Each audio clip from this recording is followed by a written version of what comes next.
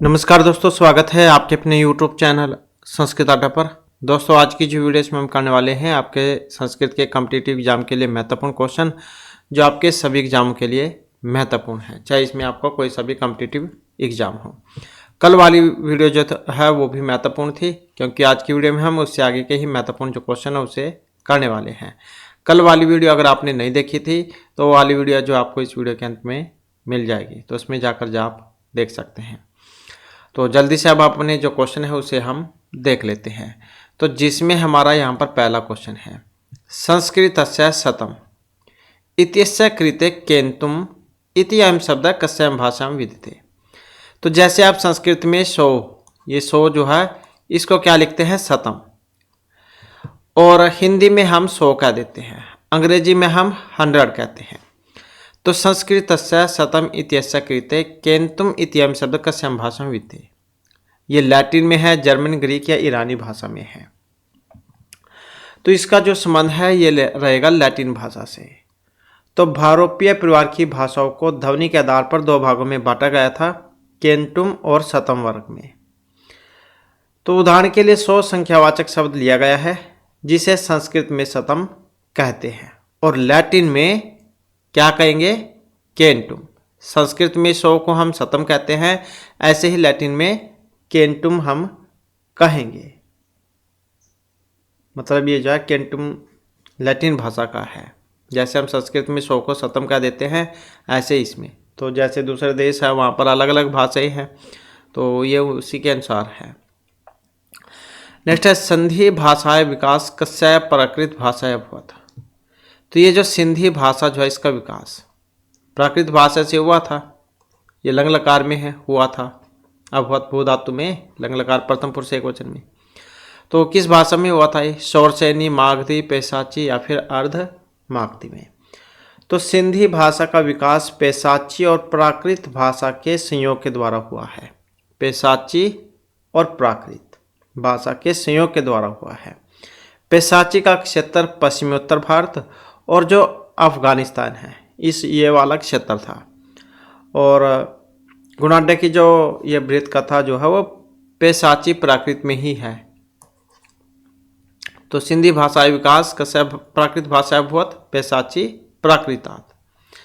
Next है, सत्कार्यवादस्य सिद्धि कस्मात् हेतु न भवति। असत् सर्वसंभव अभावात् शक्तस्य शक्य कारणात् या फिर कारण भावात्। तो सत्कार्यवाद की सिद्धि किस कारण से नहीं है।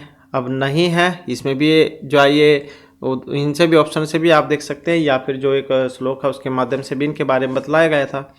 असद कारणात् उपादान ग्रहणात् सर्वसंभव अभावात् शक्तस्य शक्य कारणात् कारण भावात् सत्कार्यम, ये वाला।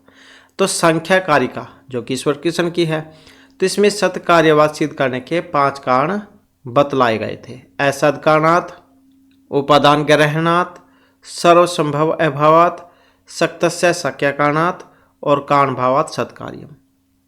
तो 5 कारण इसके बतलाए गए थे, तो जो कि यहाँ पर ऑप्शन बी में है। अब सत्कार्यवाद की सिद्धि किस हेतु से नहीं है, सर्वस्मात् सर्वसंभव अभावात्, इससे।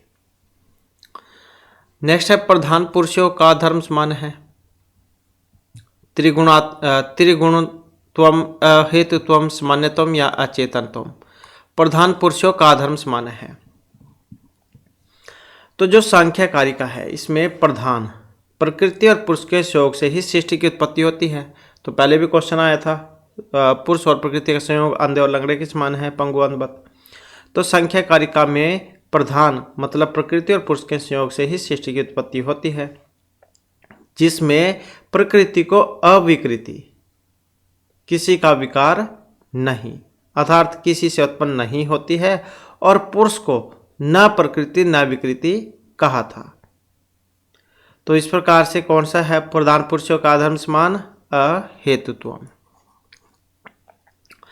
नेक्स्ट आ जाता है, अव्यक्तम कस्माद् हेतु कारणम भवति।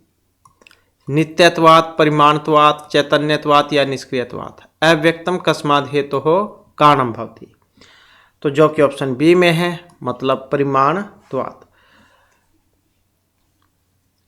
तो संख्या कारिका में प्रकृति और पुरुष तत्व की बात कही गई है, जिसमें प्रकृति को अव्यक्त कहा गया था और इसे ही प्रधान भी कहा गया है। और इसमें अव्यक्त पर सर्वधर्मी है, मतलब जिसमें परिमाण धर्म विद्यमान रहे।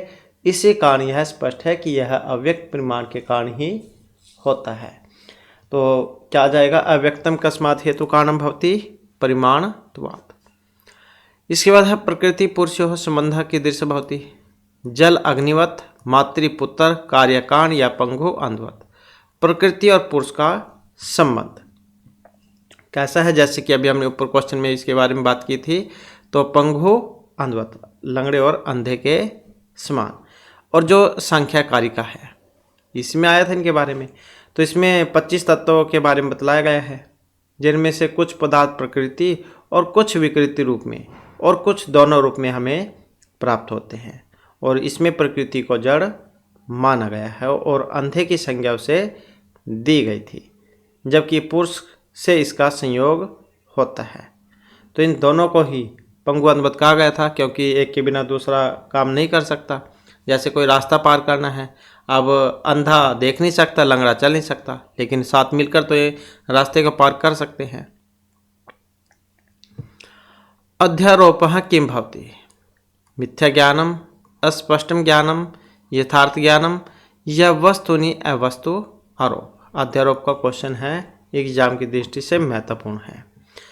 तो वस्तु में अवस्तु का आरोप होना, जैसे आप अंधेरे में जा रहे हैं और अंधेरा है, कोई आगे रस्सी या लकड़ी कोई ऐसी वस्तु पड़ी हुई है जिससे आपके मन में आ जाता है कि आगे कोई सांप पड़ा हुआ है, तो आपके मिथ्या ज्ञान हो गया है कि आगे कोई सर्प है। लेकिन जैसे ही लाइट आई, प्रकाश हुआ, तो वो सारा आपका ज्ञान दूर हो गया कि ये तो लकड़ी थी। तो वस्तु में अवस्तु का आरोप होना ही अध्यारोप है। तो सर्प भाव को न प्राप्त होने वाली रस्सी पर सर्प के आरोप के समान वस्तु पर अवस्तु का आरोप ही अध्यारोप है। तो वस्तुनि अवस्तुरोप अध्यारोप है। आवरण से कस्य शक्ति अस्ति। आवरण तो है इसकी शक्तियाँ, आवरण और विक्षेप। तो ये है आपका सदानंद के द्वारा जो रचित है वेदांत सार, उसमें अज्ञान की 2 शक्तियाँ बतलाई गई थी, आवरण विक्षेप वाली। तो आवरण कस्य शक्ति अस्ति। रजोगुण जीव अज्ञान या चैतन्य की। तो किसकी है, अज्ञान की। अज्ञान की 2 शक्तियाँ, आवरण और विक्षेप। वेदांत सार अनुसारम लिंग शरीर कस्य गणना न भवति। बुद्धि मनसः प्राणस्य या आकाशस्य। किसके अनुसार, वेदांत सार के अनुसार। किनका है वेदांत सार, आचार्य सदानंद का। तो वेदांत सार में लिंग शरीर की उत्पत्ति कितने तत्वों से मानी गई थी, 17 तत्वों से। ये भी आ जाता है एग्जाम में क्वेश्चन। पंच ज्ञानेन्द्रिया, पंच कर्मेंद्रिया, पंच वायु, बुद्धि और मन। तो ये थी 17। तो इसमें किसकी गणना नहीं हुई है, तो इसमें नहीं हुई है आकाश की, इस वाले की। तो आकाश की गणना इसमें नहीं की गई है। तो वेदांत सार में तो 17 हो गए। अब संख्या कारिका भी आ जाता है एग्जाम में। तो संख्या कारिका जो उसमें 18 तत्वों से मानी गई है, ये भी आप याद रखिएगा। इसके बाद है गौतम सूत्रोक्त षोडश पदार्थेषु कस्य पदार्थस्य निम्न अंकितेषु ग्रहणम नास्ति। संशय विशेष अवयव या निर्णय। तो गौतम सूत्र उक्त षोडश पदार्थेषु कस्य पदार्थस्य निम्न अंकितेषु ग्रहणम न अस्ति। नहीं में पूछा गया, नहीं है कौन सा, ये वाला विशेष पदार्थ से। तो हमने 7 पदार्थ भी पढ़े थे, द्रव्य गुण कर्म सामान्य विशेष माया भाव। तो यहाँ पर कौन सा नहीं है, ये वाला विशेष पदार्थ से। तो गौतम सूत्र क्या है, न्याय सूत्र। इसमें 16 पदार्थों के बारे में बतलाया गया है। प्रमाण, प्रमेय, संशय, प्रयोजन, दृष्टांत, सिद्धांत, अवयव, तर्क, निर्णय, वादजल्प, विदंडा, हेतुभास, झाति, निग्रह स्थान। तो इस प्रकार के 16 थे। तो विशेष जो वो इनमें नहीं आता है। इसके बाद मृत पिंड घटस्य कीदृशम कारणम उच्यते। अब मिट्टी जो है, मिट्टी का पिंड किस प्रकार का कारण है वो। अब ये कारण का क्वेश्चन है। कारण तीन होते हैं, समय, असमय और निमित्त कारण। तो मृत पिंड घटस्य कीदृशम कारणम, तो ये उसका समवाय कारण है। नेक्स्ट है,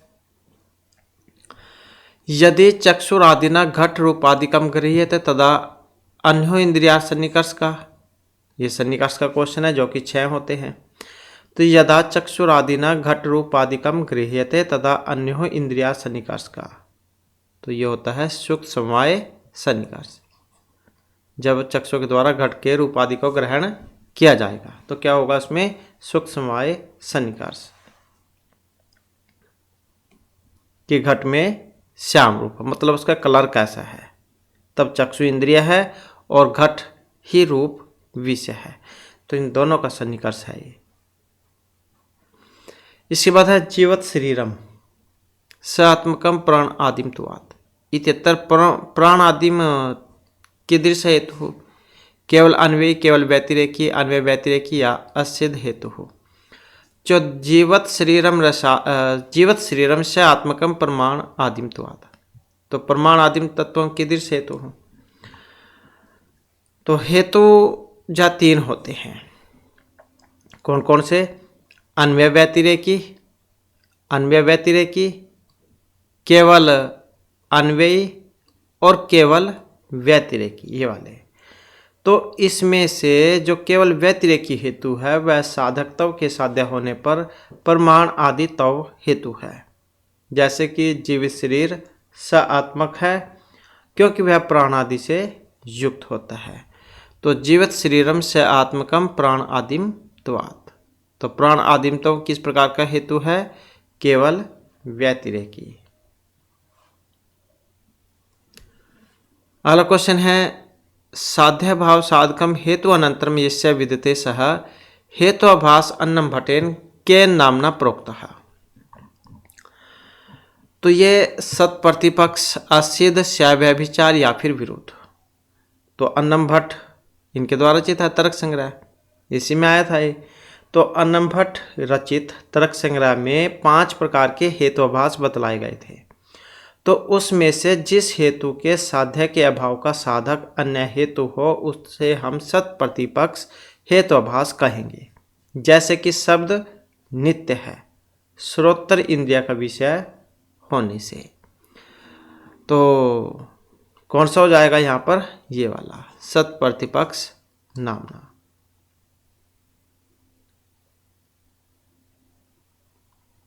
नेक्स्ट आ जाता है हमारा तर्क संग्रह तर्क लक्षणम की मुक्तम।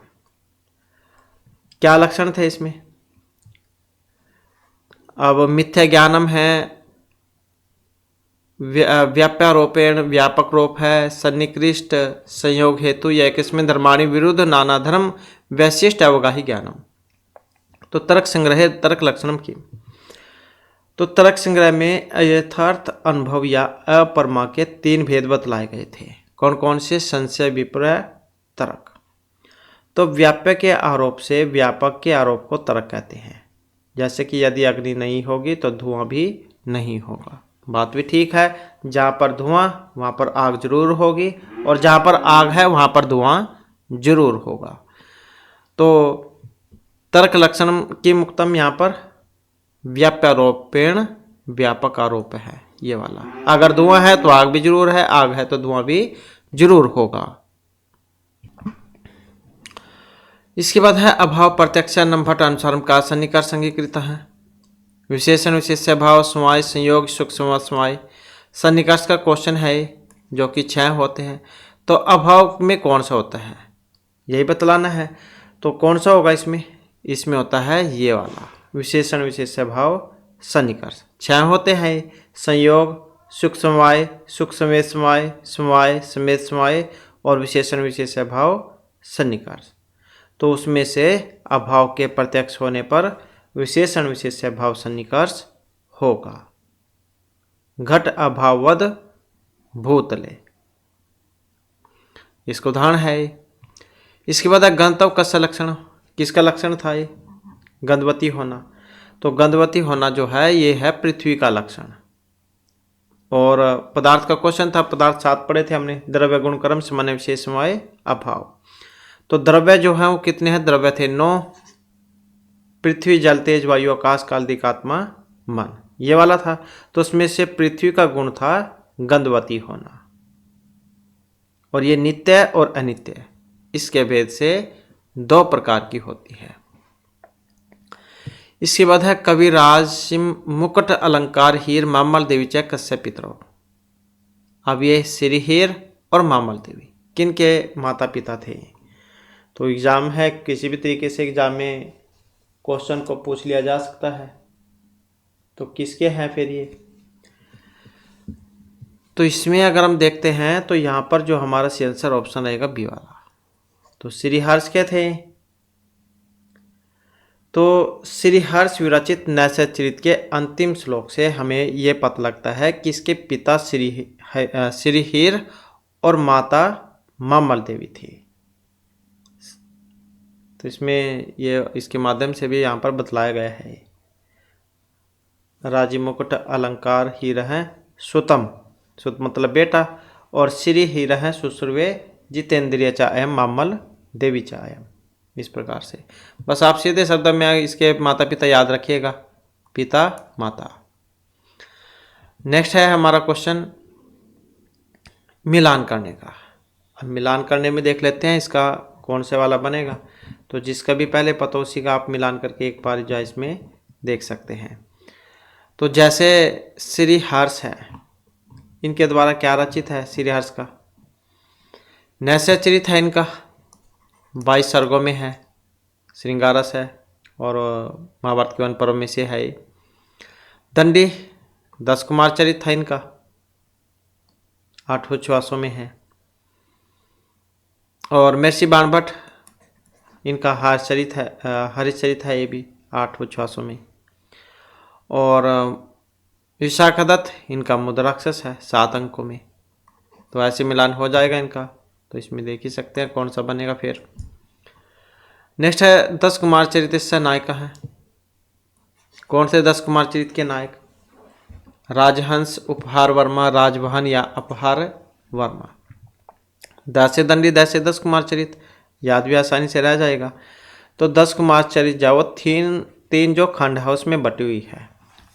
आधार ग्रंथ जाइए गुणाढ्य की वृत्त कथा है, श्रृंगारस है इसमें, राजवाहन और जो नायिका है इसमें अवंती सुंदरी, इनकी प्रेम कथा है। मतलब ऐसे तो 10 राजकुमार थे, वे अपने साथ होने वाली घटनाओं के बारे में बतलाते हैं जब एक बार एक साथ मिलते हैं सारे के सारे।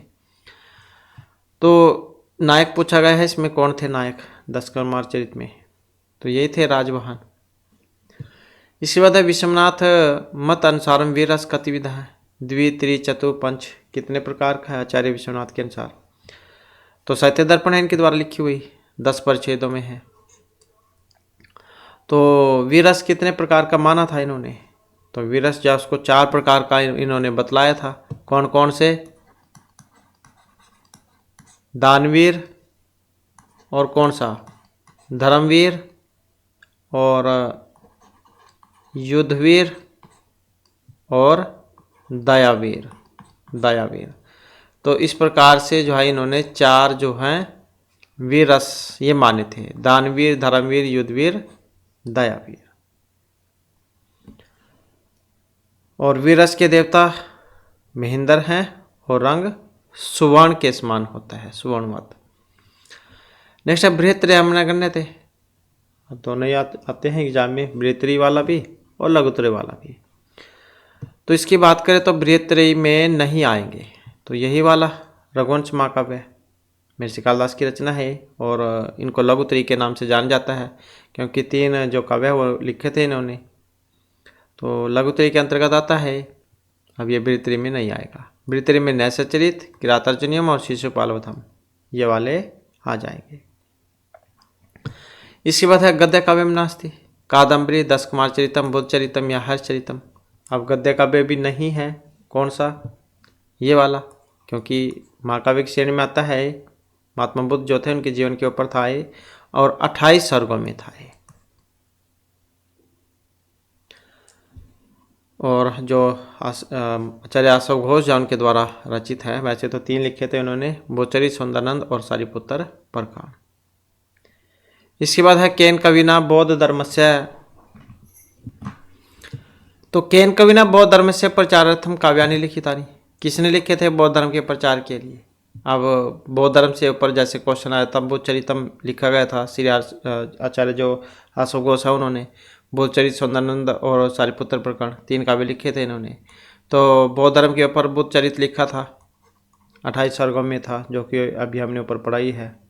महाकाव्य की श्रेणी में है ये, शांतरस है इसमें।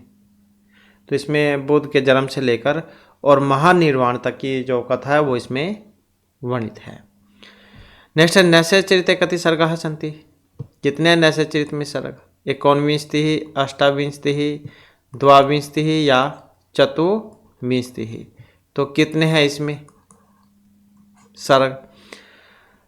तो श्रीहर्ष के द्वारा रचित है और सर्गों की संख्या कितनी है इसमें? 22। भृतरी के अंतर्गत आता है और महाभारत का जो वन पर्व है उसमें से लिया गया है। राजा नल और दमयंती जो उनकी प्रेम कथा थी इसमें। इसके बाद है किरातोर्जुनीय महाकाव्य कथा वस्तु कुतः गृहीतः है। अब किरातोर्जुनीय महाकाव्य की जो कथा वस्तु है वो ली गई है, किन के द्वारा रचित है? महर्षि भारवी के द्वारा रचित है। किरातोर्जुनीयम 18 सर्गों में है और महाभारत के आदि पर्व, भीष्म, रामायण या वन पर्व किस में से थी ये? तो ये थी महाभारत के वन पर्व में से। और महर्षि भारवी को किसके लिए जाना जाता है? अर्थ गौरव के लिए। और वचन कैसे थे उनके? नारियल के फल के समान। तो इस प्रकार से जो हमारे क्लास में महत्वपूर्ण क्वेश्चन थे। नेक्स्ट वीडियो इसमें आपके लिए नए जो महत्वपूर्ण क्वेश्चन हम लेकर आएंगे। और हमारे साथ अंत बनाने के लिए धन्यवाद।